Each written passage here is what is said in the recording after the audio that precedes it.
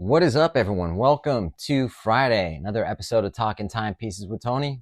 I'm Tony, and today I am wearing my Zenith El Primero Chronomaster Open Heart. I love this watch. Just put it on the gray rubber strap. Looks pretty good. So today, for those of you who don't know, is the Q&A.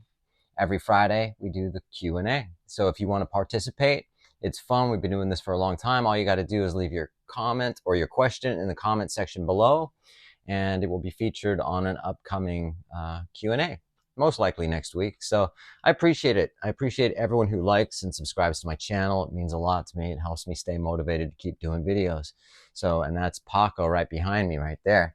So anyway, I hope you guys all have had a good week. Still dealing with some BS regarding all the fires and stuff, but sorry, my glasses have a spot on them. And so anyway, there we go, a little better. Anyway, so we're going to start with the first question. Comes from actually, this was a question for last week, and for some reason I missed it, so apologize to Bad Form Tommy. So this says, "What's up, Tony? Just picked up my Batman from my AD last week. Congratulations, dude. Hell of a watch, man. I strangely have not worn it yet, and I'm still rocking other pieces in my Rolex collection. Do you instantly wear a new watch once you get it? Do you put it away and get to it when you're ready?" Wow. No, I mean, especially with Rolex, man. As soon as I get a Rolex, like, I don't go to the AD with no watch on and then wear the watch out. I always have it boxed up. I take it home and then I unbox it and then I wear it. And because I want to bond with it, like, instantly. I want to bond with it. I don't know. A lot of people can do that. They can just get a watch and put it away and not wear it. I don't get that. But, so no, I wear my watches. It depends on also what kind of watch, you know what I mean? Like, I've had several watches that I bought and then I've worn them for like a day and then I've taken them off and then never wore them again. It's crazy. However, I'm a lot more selective now than I probably used to be. I was just always buying watches, as you guys know. So appreciate your question, dude. And good luck with that Batman. It's an awesome watch. Next one comes from Andre Navas M6U. Tony, thank you, man, for sharing your knowledge, man. You're welcome, man. I appreciate it, man. I want to go to Bindi Jewelers and check out their collection. Which one should I go to, and who should I ask for to help me out? Well, that's pretty simple. I go to the one in Glendale Galleria in Glendale, California. They have one in Artesia as well. That's their flagship store. But I go to Glendale because it's super close to me. And of course, Juan is my sales rep. So you want to ask for him. If Juan's not available, just, talk to Sophia. She's awesome chick, man. Or any of the girls there. They're all great. You know what I mean? Just ask for, the sales rep that can help you out. But generally, it would be Juan that I would recommend. So thanks for your question, man. Next one comes from Virone236. I hope I said that right. Picking up my first Zenith this weekend. Went with the black dial Chronomaster Sport on a rubber strap with a clasp. That's awesome, man. I'll upload a picture, but it's actually, I screenshotted a white dial, so forgive me for that. While I love the look of the bracelet, I felt it might be a bit too dressy for everyday wear, and I want to get as much use out of it as possible. What do you think? Should I have gone with the bracelet and swapped to an aftermarket rubber strap instead? Appreciate your thoughts. Enjoy your channel. Thanks, man. And congrats on that Zenith Chronomaster Sport. It's really weird, because this is a Chronomaster Open, so it's... I prefer this on the rubber strap I have it on, or a leather strap. I bought this on the bracelet not because I wanted to have both. I bought it on the bracelet because that was the only one they had. And then as soon as I got home, I took the bracelet off and immediately put it on a leather strap, a Zenith strap, and then now I have it on this rubber strap. With the Chronomaster Sport, I prefer it on the bracelet than I do on a rubber strap. So if it was me, I would have bought it on the bracelet and then bought the, aftermarket strap for it. Or you can buy the OEM strap, depending on if you want to spend the money or not, because they're probably about $300 and then another $300 for the clasp, I think. So you're looking at about another $600. But you know, if you would have bought it on the bracelet, it's like $300 more. I know on this one it was $300 more. So essentially, you know, I spent $300 more when I didn't need to, but it's okay. So it's up to you, man. But I think I would go with the bracelet and then change it to a strap. You know, I think that way, because you say you like it on the bracelet and it's a bit dressy, but you know, the thing is that why not have it, you know, and spend that extra money? So what you would be doing is if you spent the extra like $300 and then bought an aftermarket strap, say for a couple $100, you're saving yourself some money than if you were to buy the strap, because then if you were to buy a bracelet later, it's going to cost you a whole lot more. That makes sense, man. Good luck with that, and congrats on picking up your Zenith, dude. One of the best brands on the market. Next question comes from EHL97. Question: I have a SS DJ41 green dial and a two-tone gray dial DJ41. That is a stainless steel Datejust 41 and a Datejust 41 two-tone with a gray dial. That's a beautiful watch, by the way. I love that two-tone. I'm not a huge two-tone fan, but I really do like that gray dial. My buddy Lincoln has one of those, and it was a stunning watch. So I'm deciding on the next between a Yachtmaster stainless steel gray dial, Date Submariner, or a Polar Explorer 2. What is your favorite of those three? Well, it would be a Submariner, hands down. You know, that's you know, but the Polar Explorer 2 is kind of grown on me. You know what I mean? And again, I screenshot, I believe, a 124060, but I'm not sure. I'll put the picture up. I just don't want to go back and re-screenshot a thing. It'll only take me a minute to do, but right now I'm a little pressed for time. So, and Paco says the same thing. He's just chilling out going, don't bother, dude.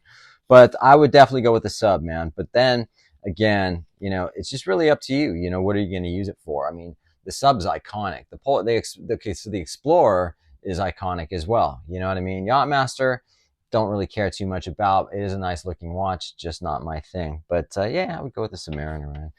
Why don't you guys, some of my viewers, leave your thoughts in the comment below as well on that one. I'd like to hear your thoughts. This one comes from Vahan S. What's up, dude? How are you, man? Love hearing from you. Tony, happy Sunday, man. I read the title and my heart sank as I gasped. LOL. Which video was that you watched? Was that on the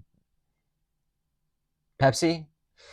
Then I watched the video. Whatever appreciation I had for you as a watch enthusiast doubled. Thanks, man. That means a lot to me. I thank you so much for that.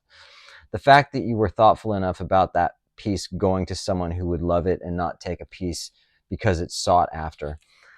Yeah, you know, sometimes you have to do that. It's amazing how many, there was quite a few negative comments on that, like people saying that what's wrong with Rolex, you know, because I'm getting offered all these watches that, you know, I may have turned it down, and there's other people that have been waiting for quite some time for that. But, you know, I mean, I have a pretty massive spend history with Bindi. So, you know, for the people that hate on that, you know, why don't you, you know, go out there and spend, you know, I mean, last year, I mean, I'm not trying to brag, but last year I spent $59,000 on watches. So, you know, if they offer me a Pepsi, I'm appreciative of that, but pass it on to someone else.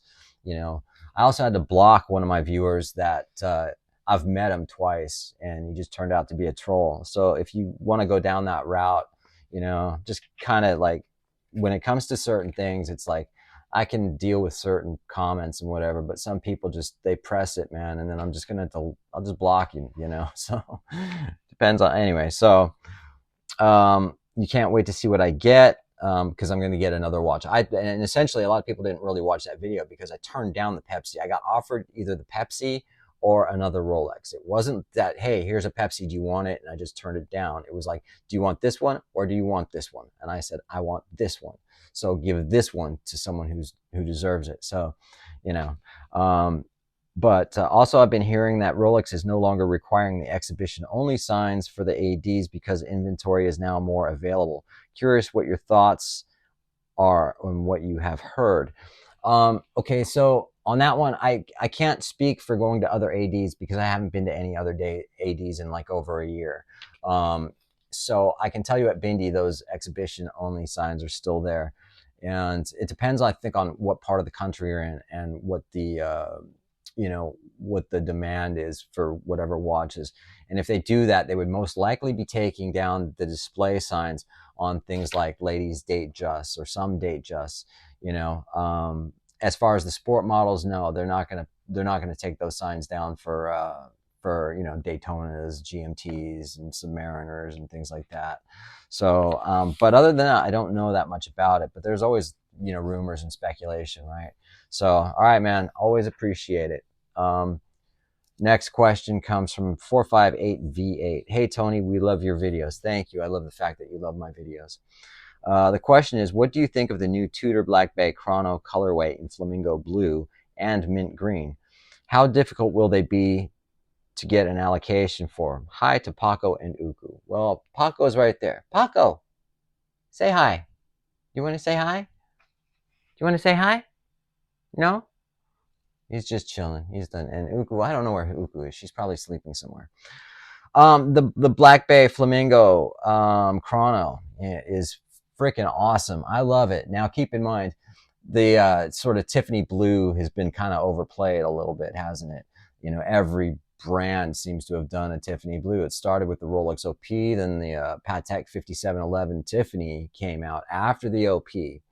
Then everyone started doing it, and it became popular. But this is the thing with watches, and fashion in general. There's certain colors that become popular for a while, and then they go out of favor for another color and whatever. So, but I think it's awesome. I think it's really cool. I do like that color, and I think it's cool that Tudor are doing that, because for the people that would like a Rolex that can't get one with the turquoise style, you're going to be able to get one from Tudor. As far as the scarcity, they're not. I think they're limited production, not limited edition. I think what they're going to do is they're going to make a certain amount per year. They're not going to be allocated to the ADs. I think you have to go to a Tudor boutique and then, put your name down on the list or whatever they do, however Tudor does it. And I think that's the same with the pink. Now, as far as the mint green, I haven't seen a mint green one. The only mint green or the closest thing to that would be the Harrods edition, Black Bay 58 that I've seen. So I don't know about the Chrono in mint green. I just haven't seen it. So either way, thanks, man. Appreciate your question. Next question from Type Right Seasite. Type Right Seasite. Do people wear these watches, run them all the time? I feel like it would just look like a dead seconds hand if you didn't have the chronograph at least on and synced with the actual time, like 24 hours a day. Okay, so you're talking about a chronograph, and the chronograph hand just sits there, right? It's not always good to run a chronograph hand, so you've got like what's called a vertical clutch, which it's less friction. You'd be able to run that. Then you have a column wheel clutch, which would be more accurate than the vertical clutch. But I'm sorry, I think it's the vertical clutch. You would be able to run it, consistently without any issues of wearing down the chronograph. Again, so it's less friction. But yeah, you can. I mean, it does. I don't know. If anyone who knows a chronograph knows that there's a chronograph hand that's not running all the time. But either way, I appreciate your question, man. Next one comes from John Burgess. Do you still have a Grail watch? You seem so real and appreciative. Yeah, man. I mean, I don't think that's ever going to go away. And then when you get your Grail watch, you just then you want another Grail watch, and then another one. This is a Grail watch to me. This Zenith, you know what I mean? My Rolex Batgirl is a Grail piece. My Daytona is a Grail piece. I've had several Grail pieces, and I still want more. My Vacheron Constantin Patrimony is certainly a Grail piece. I did, and I sold it. I wish I hadn't. But I just had it, just been sitting and. And it needed servicing, and I thought, oh, I'll just get rid of it. And then I got rid of it, and I'm like, fuck. So, so I'm looking at if money were not an object, apologize, I'm stuttering. The traditional tourbillon in green is beautiful. I love that watch. I also like the new 222 in stainless steel 37 millimeter. I think they've done that. That's class, man. That's a really sick watch. Love it if they had a gray dial on it, but it's blue dial, whatever. It's still cool. And then, you know, the Patek Philippe Aquanaut travel time. Is that what it's called? The travel time? I just love the colors on that. The sort of grayish, light blue grayish color on the rubber strap and the dial. I think that's pretty sick. So a Patek, again, like any kind of Aquanaut would be good. Well, not any Aquanaut, like the khaki green I wouldn't want. Maybe the orange, but I'd probably get sick of that. But maybe just a black on black Aquanaut. Of course, a 58 711 would be cool. But yeah, there's just a lot of watches out there, you know what I mean? So thanks for your question, man. Appreciate it. Next question comes from Michael Saraceno. What's up, Michael Saraceno? Hey, Tony, great video and insights as usual. Thanks for all that you do. Thank you, man. Appreciate it. I have a question. I believe it was last week or maybe the prior week's Q&A video. You mentioned that you sold your Santos as they simply can't get their sizing right. Was your latest brown dial large Santos? Yes, it was. As someone who is considering buying a Santos and has similar size wrist, 6.5 inch, that's my size, I'm curious to get your wearing experience and if you ultimately wind it up selling the watch. Thanks. Hope you have a great week. Thanks, man. I've had several Santos, and I've had the medium, I've had the large, the gray opaline dial, and then I had the brown dial. The brown dial was large. Now, don't get me wrong. It wasn't like just this massive presence on my wrist. It just looked too flashy for me. The medium just was a little bit too small. It just needed to be a little bit bigger. But that's the thing with Cartier. They just have their sizings all over the fucking charts, man. They need to figure that one out. I did sell the brown dial one, but that was just because, again, the watch was just, gosh, it was just too, it grabbed so much attention, and I really don't like that. You know what I mean?